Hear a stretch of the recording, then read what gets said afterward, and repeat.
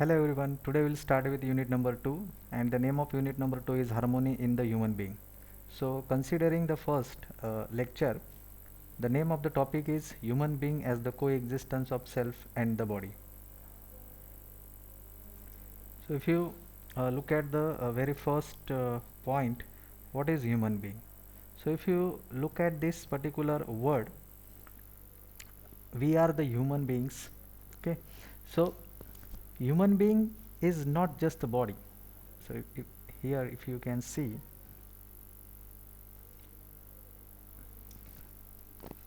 human being is not just the body.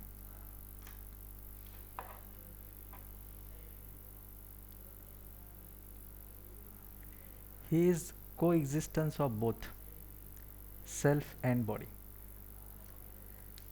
There is an exchange of information between these two. Means human being, actually it is a coexistence of the both, that is self and body. Self means I.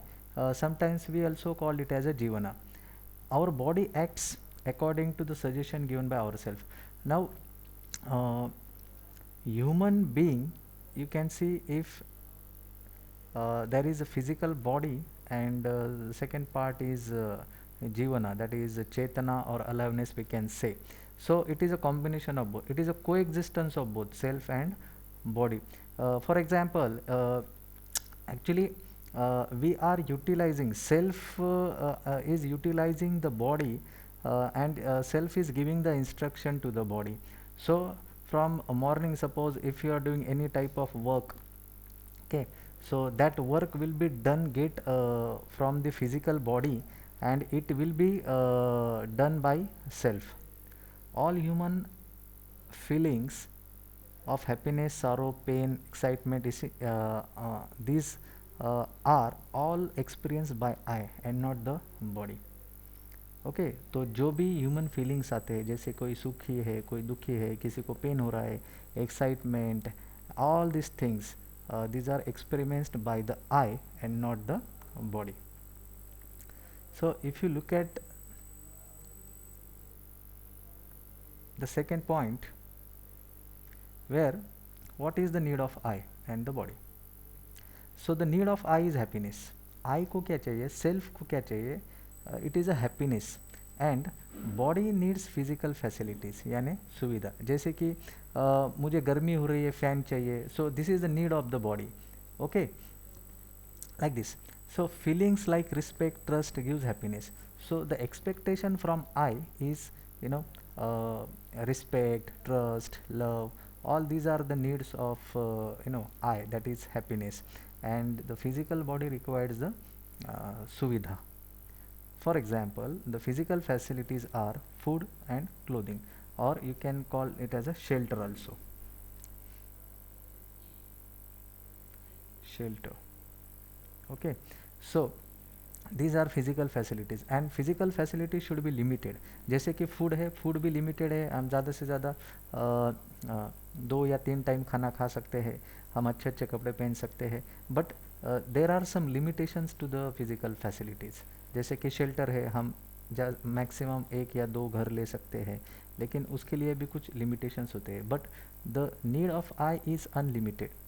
Okay, happiness is qualitative whereas physical facilities is quantitative. जैसे कि happiness जो होता है वो qualitative होता है, और physical facility जो होती है वो क्वांटिटिव होती है.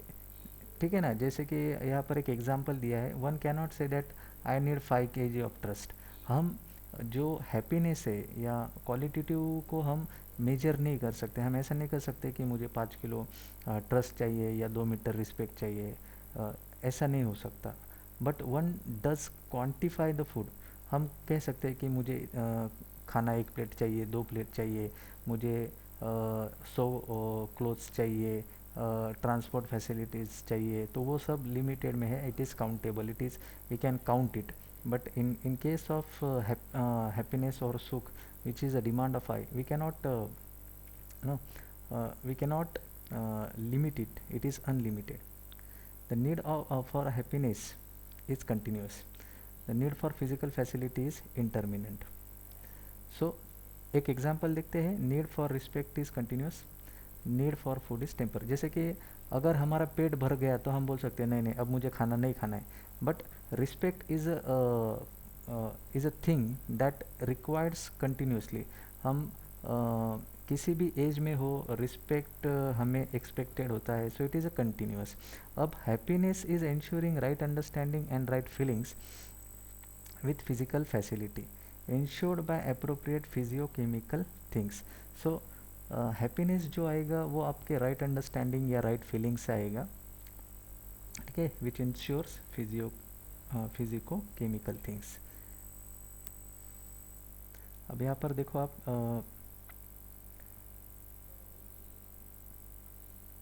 having physical facilities ensures the fulfillment of needs of the body but it does not fulfill the needs of the eye।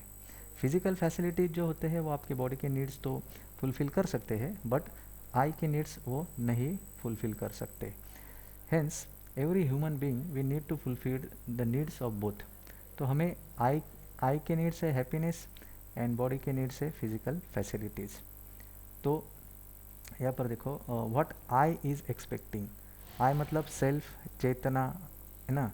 क्या डिमांड है उसकी, रिस्पेक्ट है, ट्रस्ट है, then happiness, and that happiness should be continuous happiness. Okay, what is the need of the body, body को क्या ज़रूरत होती है, बॉडी को चाहिए फूड चाहिए, क्लोथ चाहिए और शेल्टर चाहिए। So these are called as physical facility, जिसको हम सुविधा बोल सकते हैं।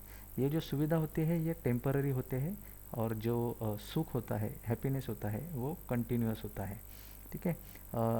आई की जो रिक्वायरमेंट है वो क्वालिटेटिव है, वेयर एज बॉडी की जो रिक्वायरमेंट है क्वांटिटेटिव है। जैसे कि आपको बोला था कि we cannot measure the trust, we cannot measure the faith, love, gratitude, okay, but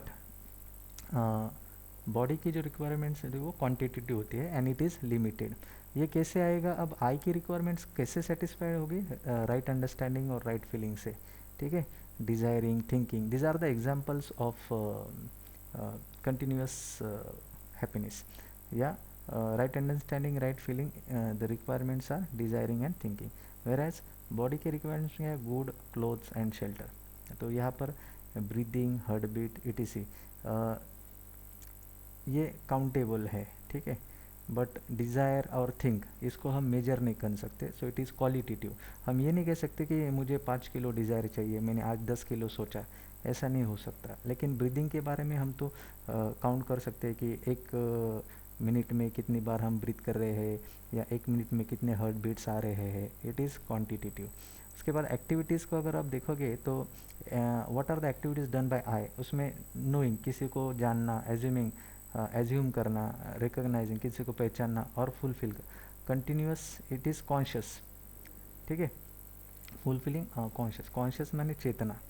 यहाँ पर बॉडी की अगर आप एक्टिविटीज़ की बात करोगे तो रिकॉग्नाइजिंग, फुलफिलिंग, ये जो होता है वो फिजिको केमिकल होता है, मतलब ये मेटेरियलिस्टिक होता है और ये नॉन मेटेरियलिस्टिक होता है। क्लासिफिकेशन ऑफ ह्यूमन एक्टिविटीज़, तो if you look at this particular point, human activities are classified into different types। तो उसमें एक sentient and material activities आते हैं। so activities which are going on in the self, तो यहाँ पर ये सबसे इम्पॉर्टेंट है, जो सेल्फ में होगा वो सेंटिएंट होगा, और जो बॉडीज़ में एक्टिविटी होगा वो materialistic activity. Activities involving both self and body, जो भी एक्टिविटी होगा उसमें दोनों में होगा, वो सेल्फ और बॉडी में होगा। तो ऐसे 3 कैटेगरीज में ये ह्यूमन के एक्टिविटीज़ क्लासीफाई होते हैं। So thank you very much for watching this video, we will meet in the next video lecture. Thank you.